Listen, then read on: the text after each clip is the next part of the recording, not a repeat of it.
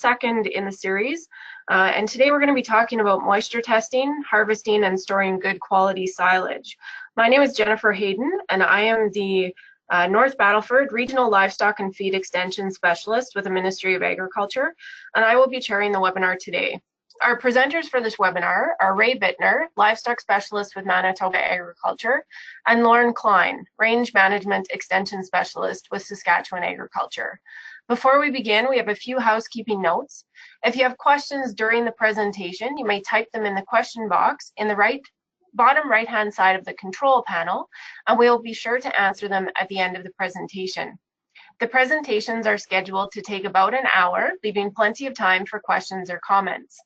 After you exit the webinar today, a brief evaluation will appear. Please take the time to fill it out, as it will help us plan events in the future. A link to the recorded webinar will also be sent out to the registered participants and will be posted to our website, saskatchewan.ca, following the live presentation.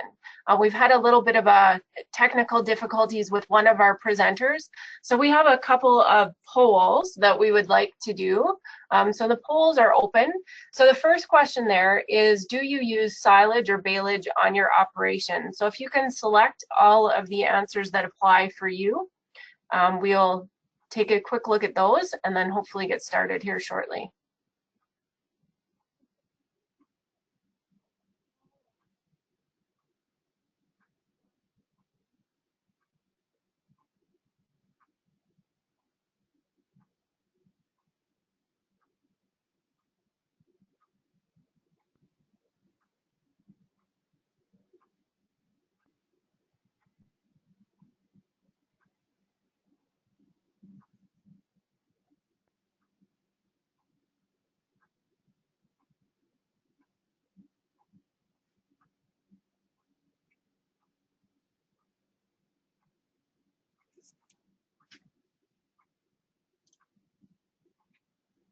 So we have the answers back to the first question.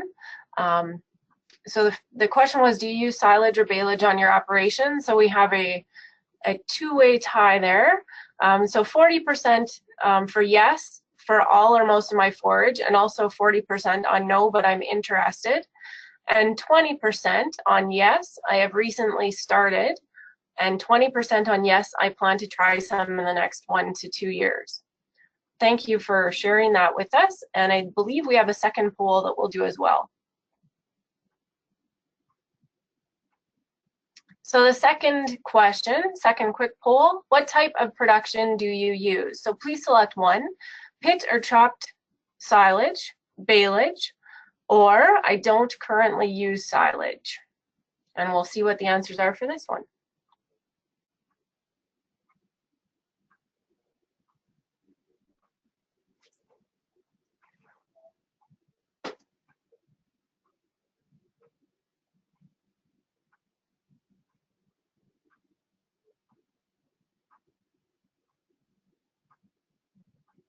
And the results are in. So 43% on pit and chopped silage, 43% on I don't currently use silage, and 14% on baleage. So thank you for answering those questions for us. Kind of helps us in determining where we need to spend some of our time in terms of looking at new topics for presentations and extension events and future webinars. So that's great. So I think what we'll do, looks like Ray is still having some technical difficulties, but we will get started with Lorne Klein's portion of the presentation. So we'll turn things over to Lorne and let him go ahead. All right, thank you, Jennifer. Welcome to everyone who's listening to this. Jennifer, thanks for doing that poll, because it's encouraging. It looks like at least 50% or more of the producers out there, you're either recent into silage, or you're just a couple of years into it, or you're interested. So hopefully this portion on measuring the moisture content and how to do it will be beneficial to you. So Lorne, just if I can interrupt you for a second, you just have to show your screen so that we can see it. Okay, sorry about that. There you go.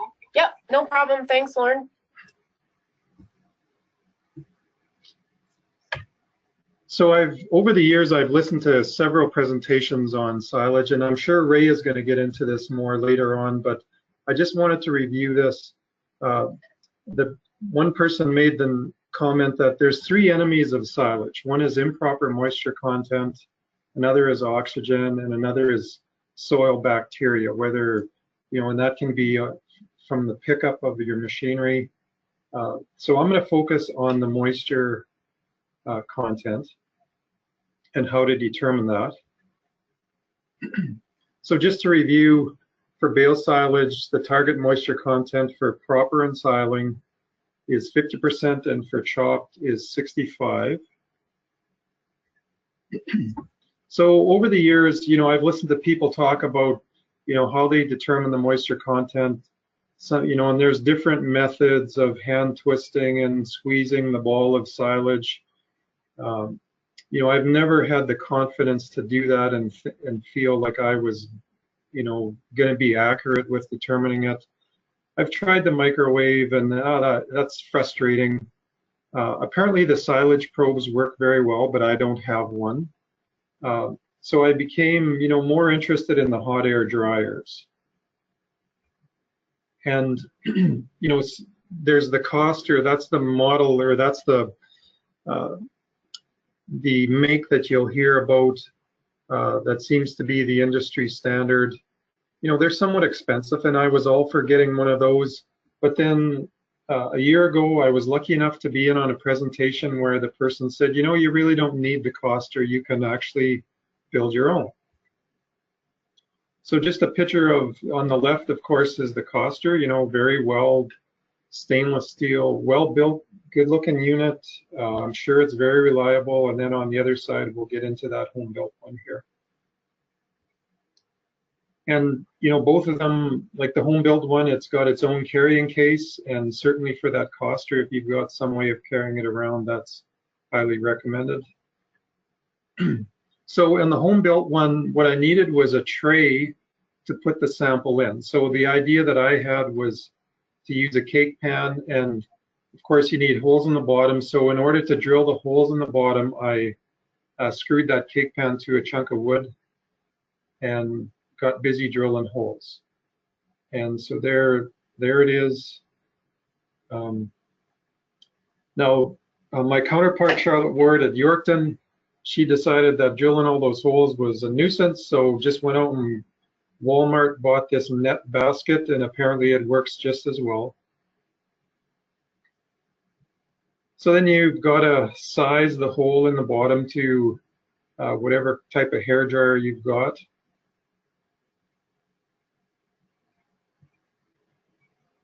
So there's three, I'm going to call them applications, where you would want to know the moisture of your crop. And one would be the standing crop. Maybe you're monitoring ahead of and trying to determine, when is it that we're going to cut it. So you may want to know that moisture content. And there's some talk of some producers are now allowing their crop to actually stand until it gets to the moisture content where they're going to ensile it. So if you're going to chop it and you want to know on what day you're getting close to 65% moisture, and there's no need to wilt it, you can just cut and chop immediately. So that would be one application. A second one would be, what's the moisture in the windrow as it's drying down prior to baling or chopping. So if you're doing that, it's very important to get a representative sample. And just as an example, suppose that 50% of the field is higher elevations, the other half is lower.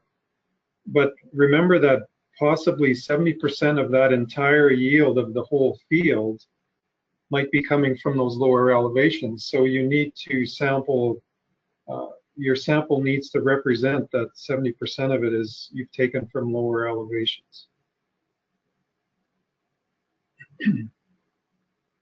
So this is important. You've got your whole plant sample.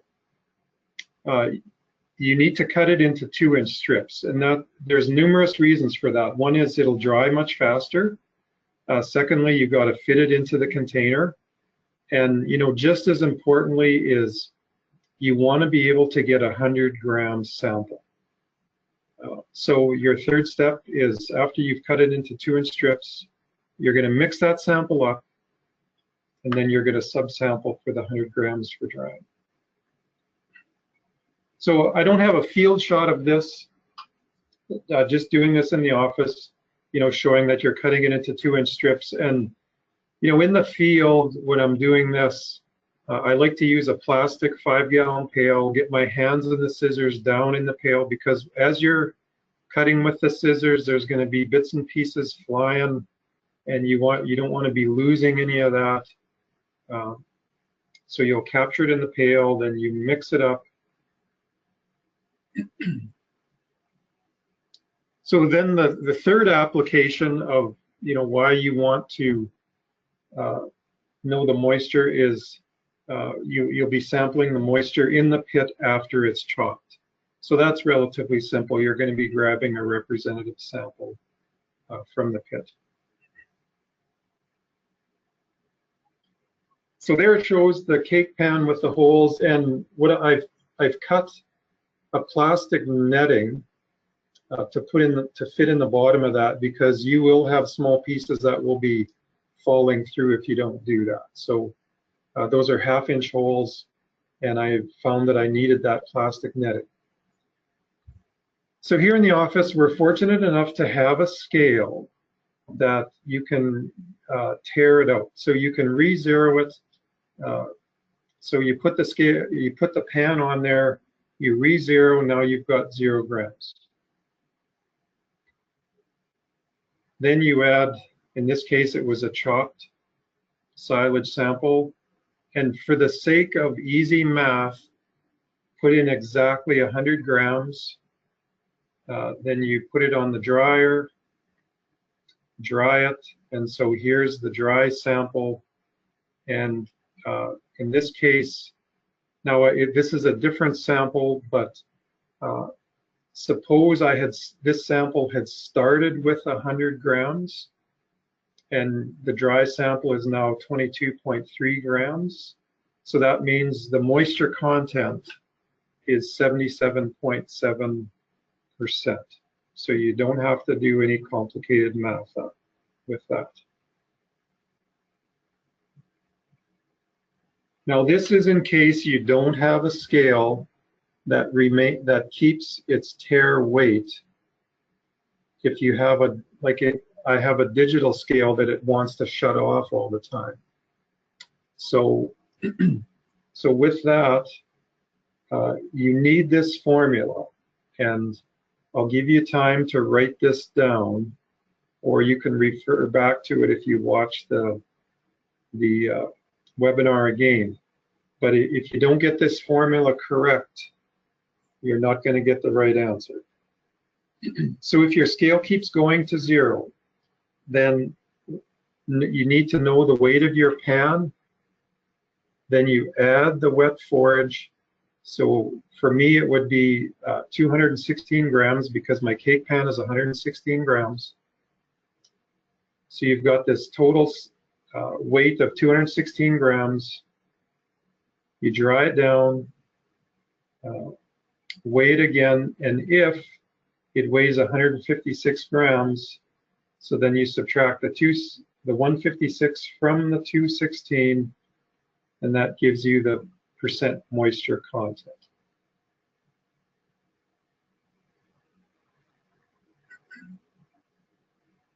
So there again, it just shows the thing in operation.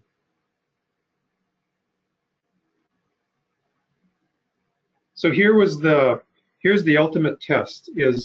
So we do have, the ministry has a coster tester, and what I've done is several times I've run the same sample side by side with both units, and I'm getting every time I get either equal or within 1 percentage point with both machines. So I'm quite confident that the home-built one with the hair dryer it'll give you an accurate moisture content reading. And I just thought of this. It takes approximately an hour. So, certainly in the first 20 minutes, in the first 30 minutes, the majority of the moisture is driven out. But you want to keep weighing your sample and keep drying until the weight no longer drops down. And so to be on the safe side, I'm finding that it's usually about an hour process. Okay, I hope that summarizes it and gives you the ability or the tools to have the confidence to test your own moisture content using that tool. So Jennifer, that wraps it up for me. Jennifer, I could certainly take questions right away if you're still having difficulty with Ray's presentation. That would be great, Lorne. I think that's the route that we'll go. So if you have questions, please type them into the question box. They're on the bottom right-hand side of the control panel, and we'll just answer them here right away and hopefully get the rest of the presentation loaded here. So one of the questions that we had, which I think you answered fairly well there, Lorne, was how much time do you have to give that sample to dry? And I think you mentioned that it would take about an hour. Yeah, again, generally, you'll see the majority of the moisture come out of there in the first 20 minutes. Depending on the humidity outside, I suppose I've never done it in rainy weather or wet weather. It seems like it's always a good day. So, but generally it's about an hour. Yep. And again, if you're using a hair dryer, I don't know what the capacity of that hair dryer was. I don't know how much wattage it used or however that's measured, but the cluster was about the same. You wanted your sample in there for about an hour to be sure.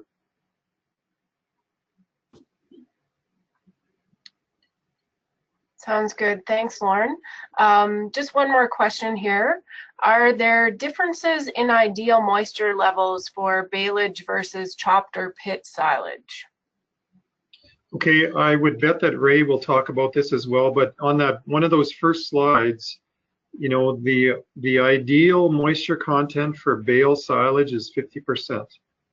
Now, some people are saying that they're doing it at 40, 40, and 45. I can't, you may not get full ensiling, and certainly if you're not getting that, then you want to make sure those bales are fed during the first year. But the industry numbers for bale silage is 50% and chopped silage is 65%.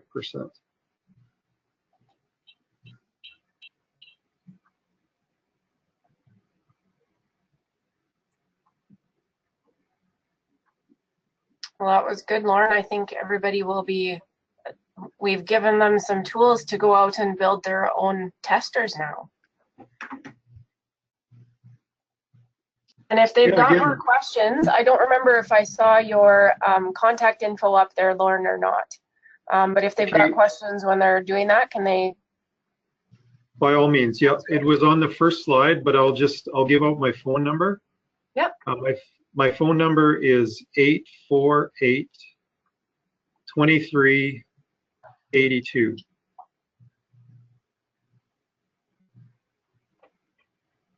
My cell number, 861-1880.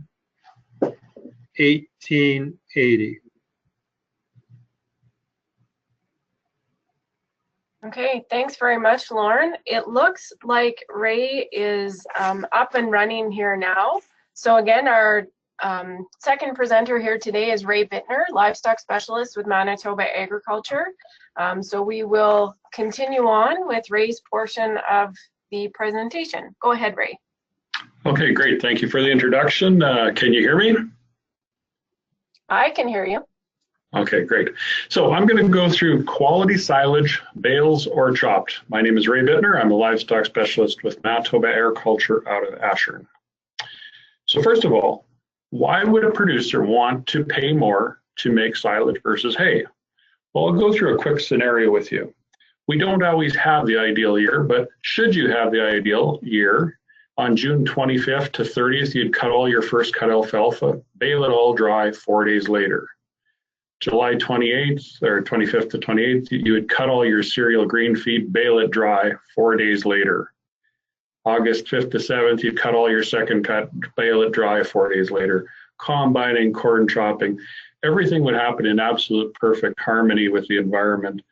If you did that, dry hay would give you maximum yield, maximum quality, no mold, no heating, no leaf loss, and excellent land use efficiency, and you'd definitely have free time. Recent years, excluding 2017, it just seems like here in Manitoba, and I'm sure Saskatchewan suffered some of the same perils, is you just don't get to cut because you don't have a weather window till mid-July.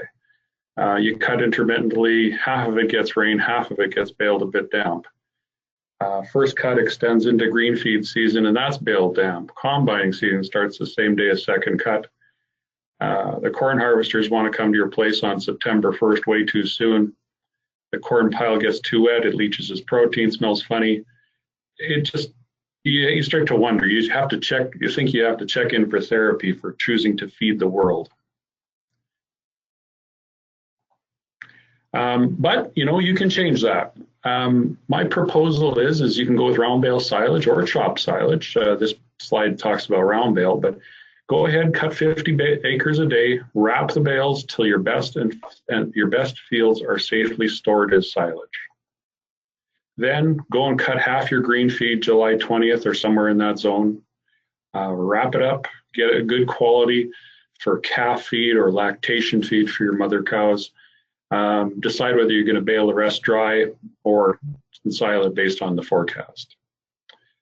Then you have the opportunity to get out and do second cut before combining season because you knocked off that first cut alfalfa early. If you're growing corn, try and get yourself on a great schedule with your custom harvester.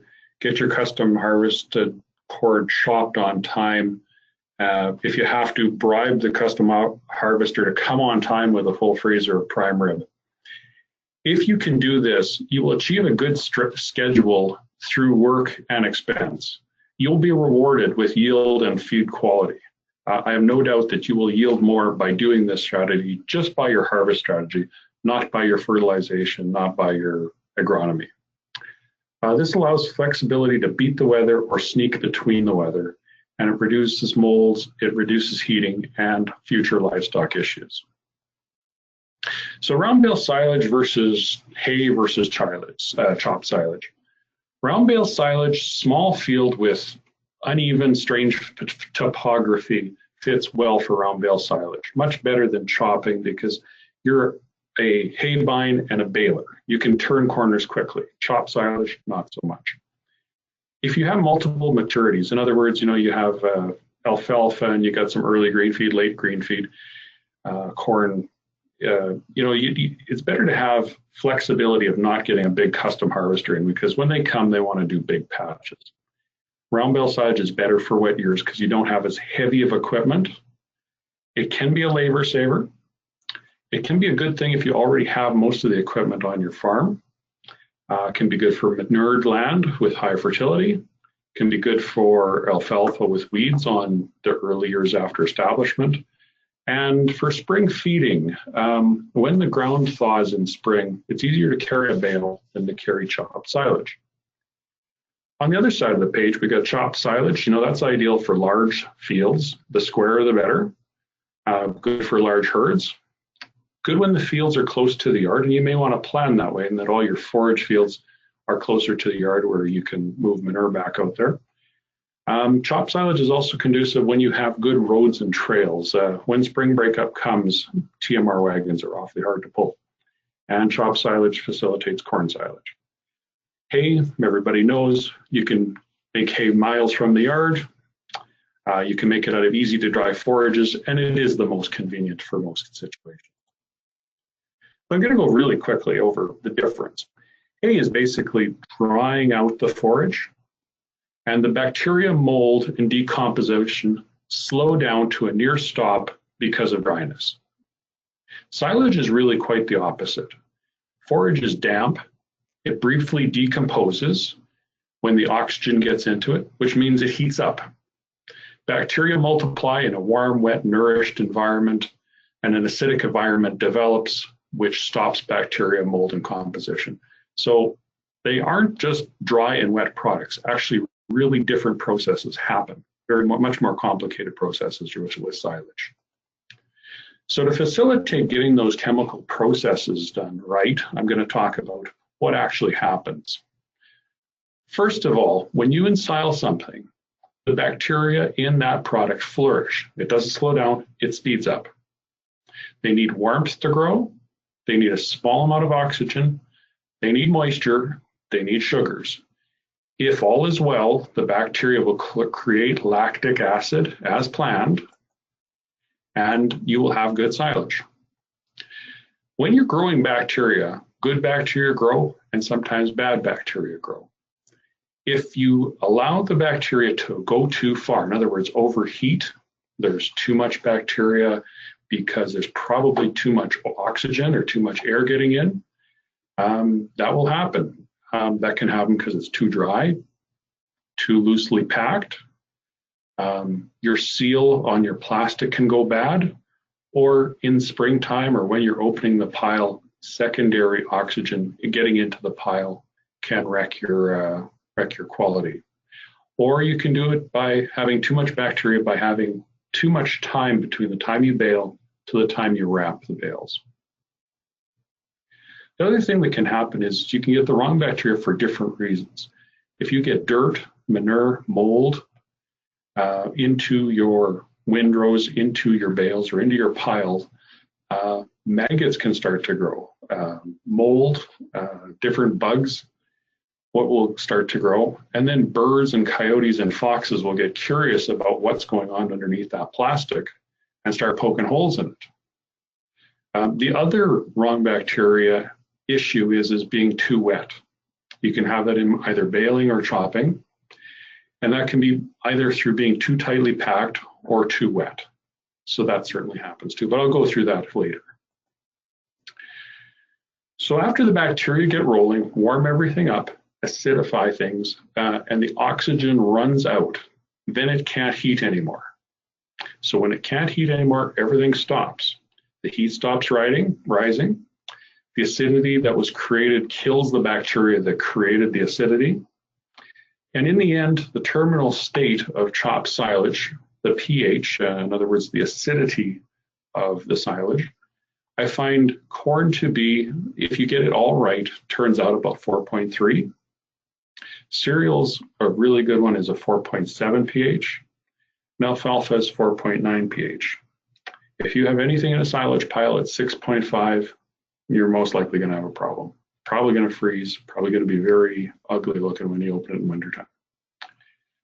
The bale silage pH is always a little bit higher, and I'll get into the reasons a little bit later, but grasses 5.0, cereals 4.9, alfalfa 5.5, and if you have 6.3 on round bale silage, the picture in the bottom corner shows a guy carving ice with a chainsaw.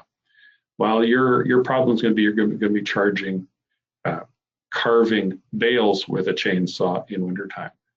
Round bale silage has one disadvantage in that it has so much surface area that when the -30 hits it, it gets hard and it ain't thawing out until much, much later. So after the ensiling stops, the oxygen's exhausted, the bacteria is killed by acidity, the molds are inhibited by the acidity and lack of oxygen. So if you got that acidity right down there, you're going to be safe unless oxygen comes back. So poking a hole in it will allow oxygen back and it'll allow molding. The acidity also lowers the freezing point. So if you have 4.9 or 4.5 pH silage, it almost can't freeze it. No matter how cold we get in Manitoba or Saskatchewan, we're good. So step one to getting good silage. Immature plants ensile good, overly mature plants ensile poorly. And I'll give you a good reason why. When you look at this chart here, this is a chart made for alfalfa, and it talks about yield versus quality. And these lines are yields. The bottom line is leaf yield. You can see as a plant of alfalfa matures, the leaf yield goes up marginally and peaks out about first flower. You'll see the second line above that, stem yield, it continues to rise throughout the stages of maturity. If you look at the top line, the forage yield rises through the stages of maturity. But what you'll find is the best quality stuff in the plant is the leaf yield.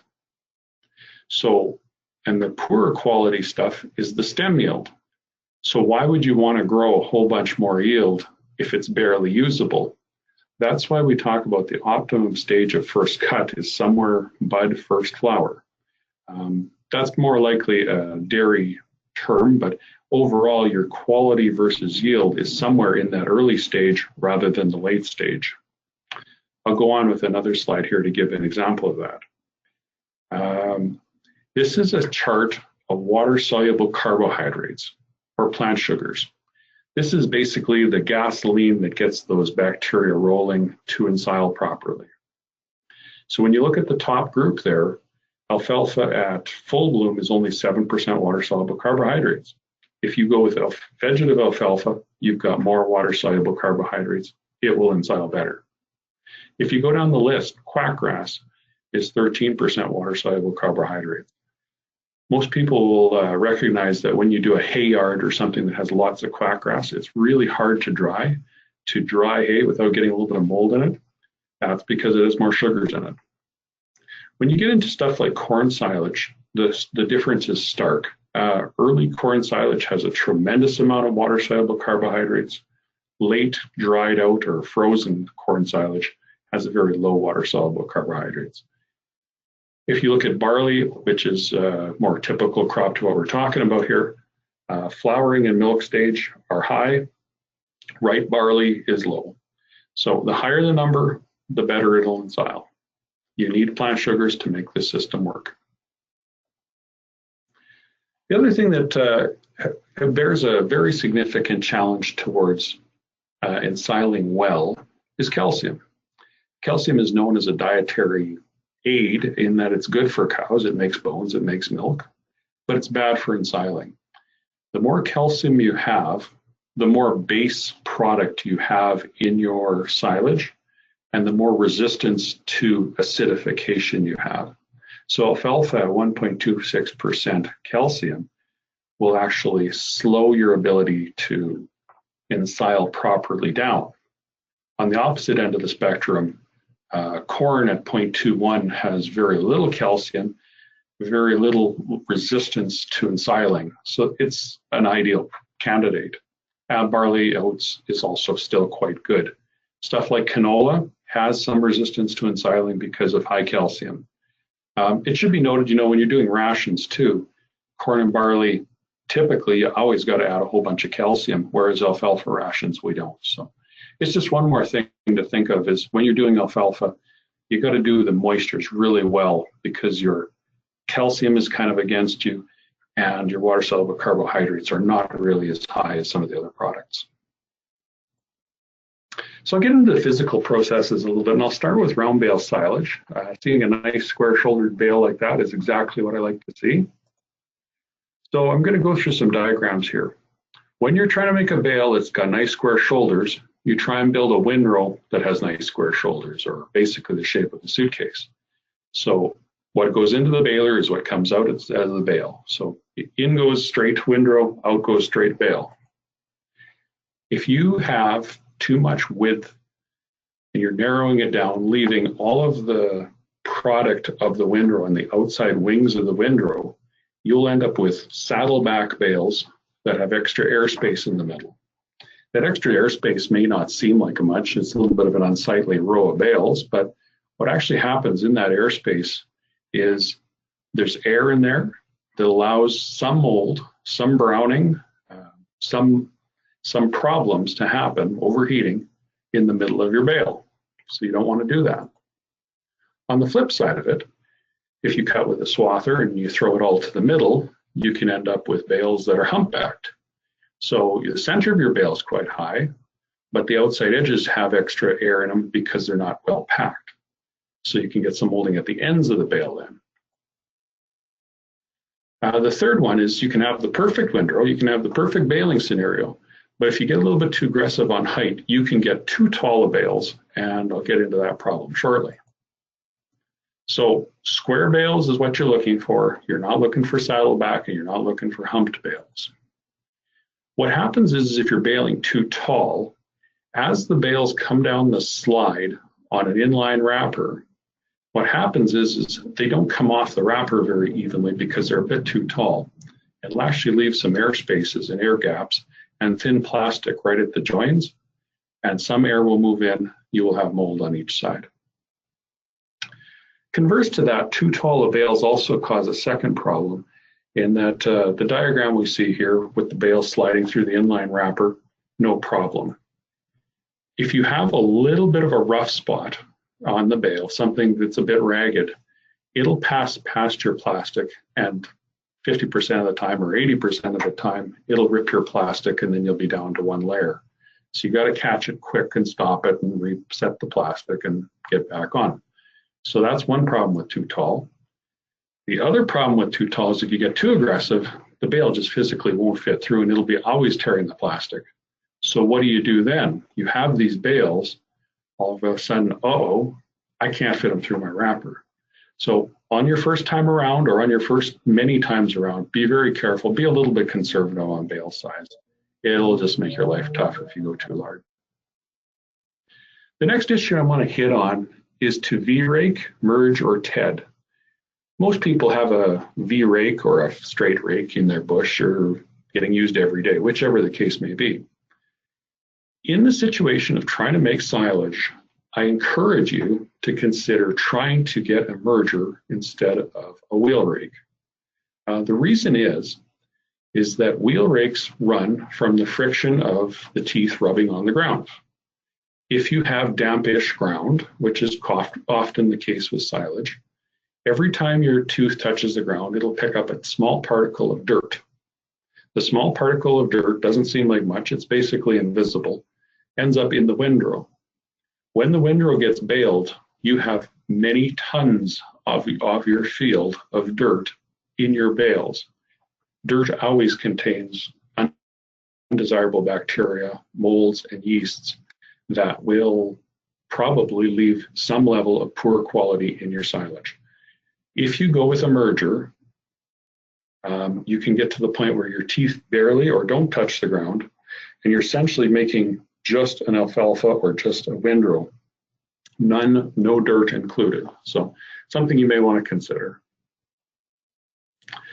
The next thing I want to talk about is plastic. Inline plastic from the factory in the box is 1 mil thick or 0.001 inch. It should be stretched 55 to 60%. And if your machine isn't doing that or it isn't getting that long stretch, you probably have to clean your rollers and do some things. But what I want to tell you is when you're baling round bale silage, you need a minimum of 4 wraps. 6 wraps is better, and I'll tell you why. 4 wraps gives you 0.002 or 0.002 of an inch. When you consider a 5 mil silage tarp, you know, a typical silage pile on the side of the highway, you're talking about 5 thou or 6 thou it thick. When you only have 4 wraps at 2 thou, oxygen actually travels through that wrap and actually will infect your bale with oxygen and start decomposing it against your will. So how do you measure 4 or 5 layers? Now, not everybody carries a caliper in their back pocket, but do some simple math. Stretch wrap is about 30 inches wide. So if you go 4 wraps, you will probably have about 7 inches between one wrap to the next wrap as you walk down the row. If you have 7 wraps, you'll probably have 4 inches. So if you just quickly scan past as you walk down the row, you'll start realizing, wow, if it's 7 inches, I'm probably not enough. If it's 4 or 5 inches, you're probably into the right zone. When it comes to how many wraps are really necessary, I'm going to go through a few scenarios here. If you have oats green feed with big mature stems and you have twine tie, you probably need 7 or 8 wraps.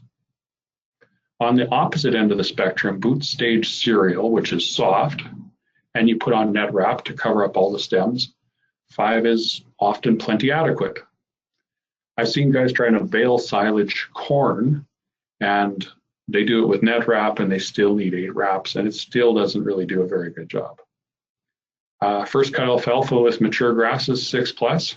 Third cut alfalfa in September, just before it starts getting cool, 5 probably works. I've got the pluses for more and the minuses for less. Rough bales need more every time. Uneven bale heights need more plastic. Leaning bales, because you made them too big, you need more plastic. Rough bales, more plastic. You go small bales with net wrap, you can get away with something. If you're an inexperienced wrapper operator, put more on from the first time. It'll pay. The other thing is if you have sharp stems on the ground from just cutting it with a swather, they may poke holes from the bottom up. So add a little bit of extra plastic for that. The other thing I want to talk about is holes. One magpie peck hole in summer probably will rot you about 1 cubic foot or 22 pounds. 10,000 raven pick holes will rot about 220,000 pounds. Soft bale edges could be 396 pounds of bale. A split in the wrap could be 660 pounds of bale. When you get down to it, it's shocking how quickly your losses can add up. So trying to get yourself to a point where you monitor your piles regularly, carry some tuck tape or silage plastic tape in your gator or whatever you drive, stick it on when you have to, take care of things. It will pay when winter comes. You will have a lot less losses. So bale silage negatives, high plastic investment for yield. That is just a fact. The negative and big negative is damage to the tractor, loader, or front wheel assist. Bale silage bales are heavy. Even large front wheel assists, guys get greedy, try and carry 2 bales. It gets heavy, gets hard on things, and we don't have to tell you how expensive fixing tractors are. You will have higher maintenance of your baler or bale wagon. You will often be trading them in more often. Labor during peak season may be a good thing depending on how you organize your operation, but it does take a lot of moving to get all that hay home on bale movers. Labor to remove twine net plastic. That is a bit of an issue, depending on who's doing it and what they want to do, but it does take extra work. But it does have positives. One person can make round bale silage by themselves. You can utilize existing machinery. You can share your wrappers. You can manage your time on your own schedule, which I think may be one of the biggest ones, in that you can go out there when it's not raining, or we can go out when it's still young. Feed quality, you almost always end up with better feed quality than you would with dry hay. And you have less wastage in that you don't have to leave your swaths in the rain. Your bales don't get molded from rotting from the inside. Your bales are not exposed to rain or losses from the outside. The great thing about bale silage is harvest scheduling. You can get your alfalfa removed in late June. That gives you, in good moisture years, options for second cut, or in the extreme case, even sometimes third cut. That can improve your return to land, your return to the sunshine and the rain. With cereals, you can make good quality while it's vegetative. You can harvest during short weather windows and no waiting for a custom operator. So, round bale silage don'ts. Don't carry 2 bales on the front of the tractor. Don't overload semis. It is super easy to do. Don't overload your movers. You'll be welding all the time. Balers get overloaded. Don't oversize the bale. Don't go too wet. Don't go too dry. And don't wait too long after baling to get it wrapped. So if round bale silage isn't your thing, maybe a 600 horsepower forage harvester is the solution. Well, I'm going to go through that for a bit, and we'll talk about that.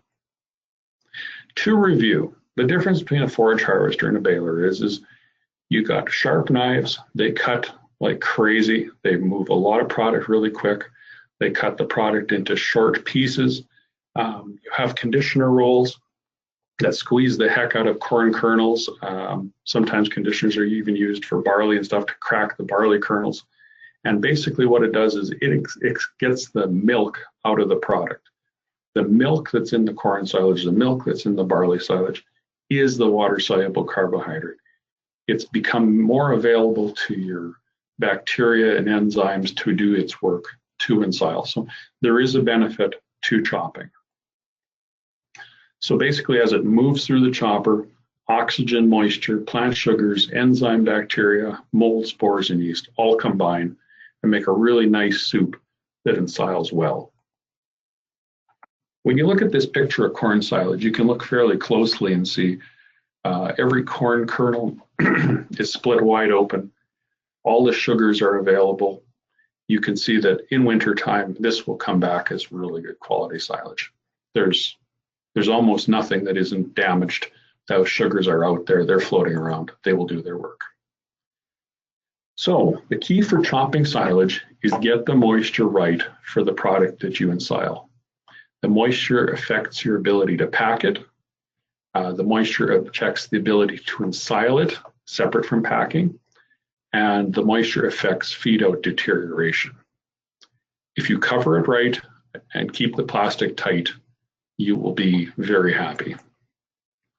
The number one problem with chopping is that the custom harvester tends to show up and wants to swath and chop on the same day. In those days, sometimes it's a Monday morning and it rains Sunday night. That's a problem. The swather goes out there on a heavy dew with water droplets, puts them into the swath. All of a sudden, when the forage harvester arrives in a few hours, they're putting in 80% moisture or 75% moisture silage. Not a good plan. You have to work with your forage harvester guy to try and get a little bit of wilt. You know, and when you're dealing with products that are even immature, you need even more time to wilt. The problem is sometimes if you don't take the forage harvester guy when he arrives, he will leave your area, and that's a frequent problem. Hopefully that's with more and more harvesters available, that's getting less, but something that you really got to watch for. So before you hire the custom harvester in the first place, you should have a conversation about wilting and packing. In June, alfalfa needs 24 hours of wilt. In early July, alfalfa needs a full afternoon of wilt. In late July, alfalfa needs a hay baler and go dry. And once you're into late July, you may as well not put the extra money into chopping. If you're going with milk stage cereal, you need at least 24 hours, sometimes 48, depending on how young it is and how much humidity you have. Soft dose cereals, possibly a few hours. Full dose cereals, you need to have that guy with the forage harvester right behind the tail of the swather. Pea mixes and polycrop require moisture testing. You have to go through Lorne's process and get the moisture tested. You cannot guess. They are so hard to guess. Those big droopy leaves on peas and polycrops, they throw everything out of whack, and you got to moisture test and start when you need to, not by a schedule. And corn needs to have a milk line. Somewhere between 1/3 and 2/3 milk line in Western Canada is what we're looking at. Rain is a problem. Rainwater washes out water-soluble carbohydrates. So all those sugars you need to do the good ensiling, if it's rained on twice, they're basically gone. Rainwater does not reactivate swaths that were once dry. That's a fallacy. Rain splash of dirt is bad. You know, sometimes on barley silage, if you have in the swath and you get splash of dirt, that's the kiss of death. It'll definitely make a funny smelling silage because you have too much dirt, too much bacteria that is foreign to the ensiling process. And swathers have come a long way. They can chew through almost any type of wet product, wet crop. And if they do, and you ensile it that way, your pile's going to weep. The high value energy and protein that you put into that pile will be running out and stinking up the yard. Rained on silage doesn't develop the correct bacteria and acids, and can be very unpalatable. It may be piled up, it may be somewhat green, but it'll be tough to get good consumption out of it. So how do I get the maturity and moisture right? First of all, start the season by seeding on time, and I'm especially referring to corn. Western Canada is a short season corn country. You got to start early. You got to start harvesting early. Find a method to chop on your schedule by owning your own harvester or having a custom harvester on your schedule. Bribe your custom harvester. It is that important. He needs to be there sometime that you are the priority over all the other neighbors. Beware of early frosts, and I'll get into that. So, chopping silage basics. I just say never chop above 70%. I've seen some people say, oh, get away with a few above. It's really tough to get away with above 70%. Never chop below 50%. And it isn't so much the ensiling process, it's the packing process. Below 50%, you can't hardly make a pile. You can't hardly pack the pile. When you finally get the pile into a stack, there's too much oxygen in there. The second thing about it is length of chop is important. And basically, I'll explain TLC. It's not tender loving care. It's the total length of chop and our theoretical length of chop. And if you look at the picture of the corn on the side there, you'll see a couple leaves, like a light colored leaf. That's about 5/8 of an inch long, and you'll see about a 5/8 of an inch long stem just below it. The theoretical length of cut is about 5/8 of an inch on that corn.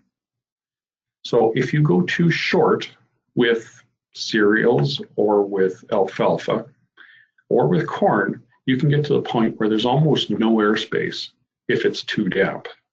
So too short and too damp is a problem. If you go too long, let's say inch long with cereal, it just won't pack. It always just springs back and you just can't push the oxygen out. If you go too short with cereals, the cereal pile, you get 10 feet high and all of a sudden you'll have a big bulge pushing up the side of the pile. And you were aiming for a 60-foot wide pile, all of a sudden you got a 70-foot wide pile. That's a big problem. It's also because it's very unstable for the tractor that's trying to pack it. If you go too long, you end up with kind of a fibrous mat that rolls up in front of you, that you're trying to push it up the hill, and it gets really lumpy and really, really hard to pack. It's just not good. So you may have to adjust in field, and most people just set it and forget it, and then in wintertime regret it.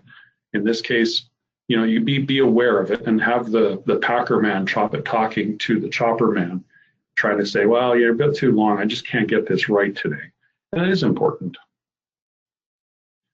So I'm going to try and be silage doctor here. I received this picture some time ago, and it looks like it was a bit too dry, this pile.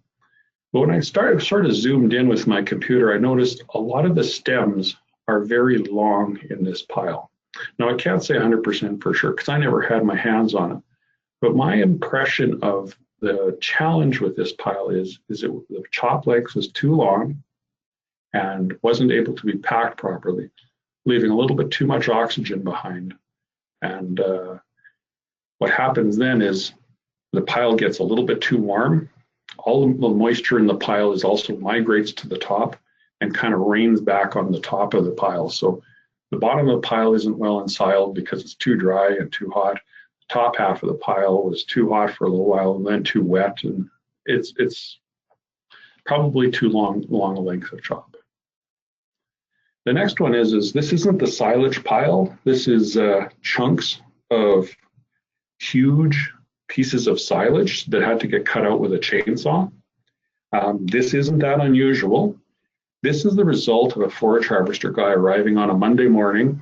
It rains Sunday night and says, it's August 1st, I'm chopping your barley silage today or 3 weeks from now.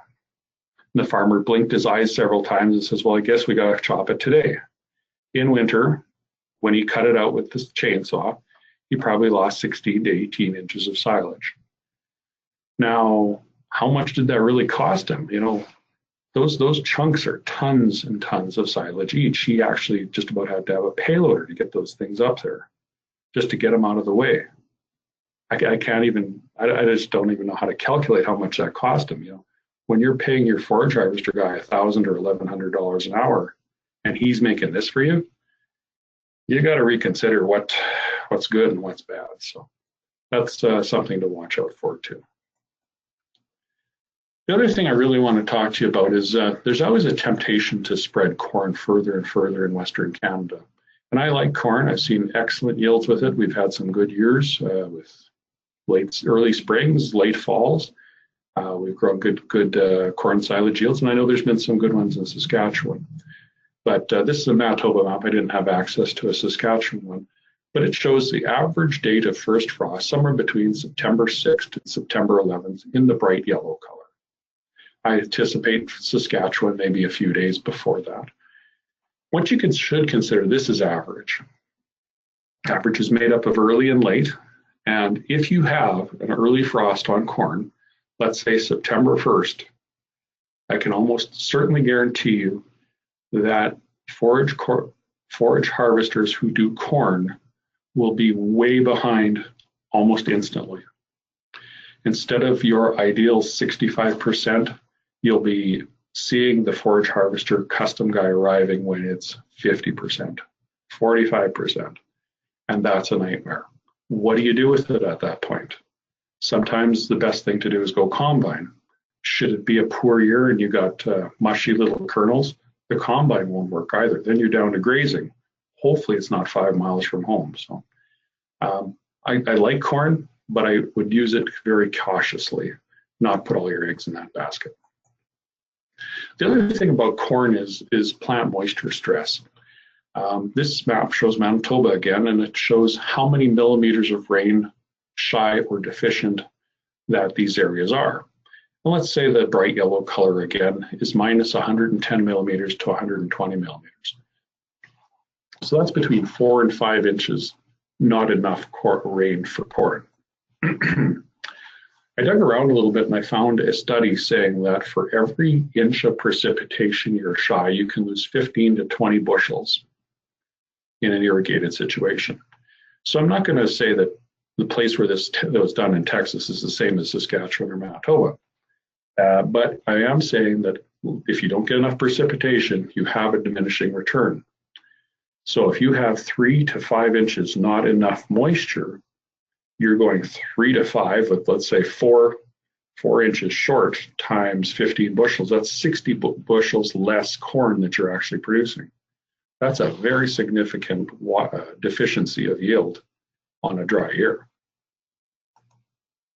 So an ideal scenario is to minimize losses, chop your products while your sugars are high, chop silage starting at 68% and stop when you get to 55. Get your chopper to convey all the silage to the truck. With the modern forage harvesters that blow like crazy, you are feeding more than 1 cow per day per second. Roughly 77 pounds is coming out that spout per second. So when they turn the corner and they've got the spout pointed in the direction of the highway, you're losing a cow per second of feed. Pack firm and pack smooth. If you pack smooth, it's easy to get the pile to seal. If you pack rough, bad things start to happen. The ideal scenario is cover the piles with a good quality plastic. You should see that tight vacuum down look on your cover. The first 3 weeks are critical, and your pile should show lots of wrinkles. That's the way you want it. If you have raccoons, foxes, bear, elk, moose, or loose cattle putting divots in the top of this thing, you've got a real problem. You've got to chase after that, get them done, or else you're going to have mountain-sized chunks in wintertime. So it doesn't matter to me whether you chop it with a pull-type harvester, chop it with a really nice custom harvester, go out there with the round bale wrapper. All of them work. They cost a little bit more per acre, but I tend to think they actually lower your cost of feeding an animal. So going through the summary of everything here, round bale silage allows for the most flexible timing, the fewest laborers, and you can do individual fields on individual days. The downside is machinery depreciation That's the most variable cost intensive. In other words, plastic and baler twine. Custom chop. Great in that you don't have to provide the labor. The storage can be very safe. Palatability is good. Speed of feed removal can't be beat. The cost per ton can be a little bit expensive at times. The cost of feeding change is actually one of the bigger ones. You know, having to go to a mixer wagon or go to starting 2 tractors in winter is actually a big step to take. And the biggest negative that I can think of is a late arrival of a harvester. And for farmers, writing a check with 4 zeros a day is very difficult. When you do go to chopping on your own, you got flexible timing. Your cost per ton is actually quite good. Storage is very safe. Palatability is very good. Speed of field removal is okay. The capital cost will cost you. The cost of feeding change is significant, but the high labor requirements. Some people just cannot find those 5 or 6 guys to come and help you chop while you're trying to chop. So that's it for my presentation. My name is Ray Bittner. My telephone number is there, and my email addresses are there. And I just wonder if there are any questions I can cover. Thanks very much for that great presentation, Ray. Just a reminder, if anybody's got questions, please type them into the question box in the bottom right-hand side of the control panel, and we'll get those dealt with here right away.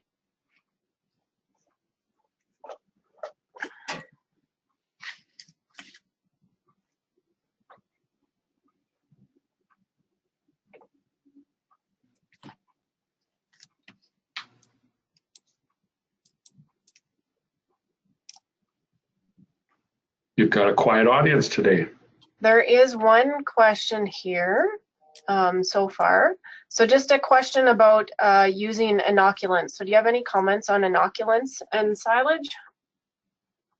A little bit, but I'm going to limit it a bit. My experience with inoculants is somewhat minimal. I defer to Tim McAllister from Ag Canada out of Alberta. And I've watched his webinars and talked to him a couple times in person. And he has mentioned that, you know, there has been studies that have reported fantastic results in Western Canadian conditions. And he's reported also, with about the same regularity, undetectable differences. So to spend a lot of money to say that it's going to change your world in every circumstance, I don't think that's a realistic comment. In general, they do inject the right bacteria into your system. So that's a good thing. However, if you follow all the other rules or all the other suggestions of getting the moisture right, getting the maturity right so that you have lots of sugars, packing it right, covering it right, it'll have less of an effect. The one proviso I will throw in, though, is if you're a dairyman or a feedlot man that has to open up your pile in summertime when it's 20 Celsius or 25 Celsius, you can purchase some inoculants that have better feed out characteristics, and that once the oxygen hits the second time when the silage is a year old in the next August or June, that it'll have a little bit better stability. So my comment is if you're going to spend money, spend it on the correct maturity, spend it on the correct sealing, spend it on the correct everything first. That's my priority. Thanks, Ray. One other question here. Are there different types of silage plastic? And if so, is there one that's better to use than another one? If you're referring to silage tarps for chopped piles, you know, the old standard was black, just pure black on both sides. That was not very strong in comparison to black on one side, white on the other. Once you go to the next step, you got 5 mil and 6 mil. 6 mil is thicker, so it'll resist tearing, it'll resist wind whip and different problems like that. So that's the next step better. Beyond that, there's a third thing. You can buy some, and I can't think of the name of it, but I think it's called Silo Stop. It's actually a second layer of oxygen limiting plastic you can put underneath your white black plastic. And that stuff really works well, but it's to a situation where you're putting 2 layers on and you're wasting 2 layers of plastic. The third thing that you can do is there's actually some green netting that you can buy, that you put your white black plastic down, you throw the green netting over top, and it's kind of a stretchy netting that you would hold down on all 4 sides or on all around, and it'll keep the wind from whipping, and it'll keep you from having to go with tires or those types of things to keep it down. So you can, as you can well imagine, the more things you add, the more cost you add. But if you're out in the bald prairie on the top of a hill and you've got 40-mile-an-hour winds all the time, I would say extra insurance is better than no insurance. So, yeah. Okay, so, and just a reminder to people, if your question box or your little chat box there has closed, there's a little orange arrow up at the top of your screen. You just click on that arrow and your question box or chat box will show up. So I'll just wait a minute here and see if there's any other questions coming in. One more question here, Ray. Individual versus sort of the tube wrapped bales, is one better than the other? Yeah, well, the most obvious thing different is the cost of plastic. When you wrap every bale individually, your cost of plastic goes up quite dramatically. So you have to be aware that that's the first problem. Your speed of putting it up too is slower when you're individual wrapping because you're putting so much more on. However, it allows you to move things around. Typically for Western Canada in feedlot cow-calf situations, individual wrapping just doesn't get you enough volume of silage per dollars of plastic. You know, I can see in smaller dairies or possibly sheep and goat situations or very small cow-calf situations that maybe individual wrappers are better or can be justified a little bit better because the individual wrapper is a cheaper item to buy than an inline wrapper. But as far as quality, you know, as long as you don't poke a hole in it, either way is good.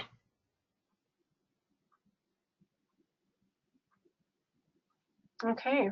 Well, thanks for the great presentations today, Lorne and Ray. I don't see any other questions at this time. So I think with that, I would like to thank everybody for taking the time to join us today for the second session in this webinar series.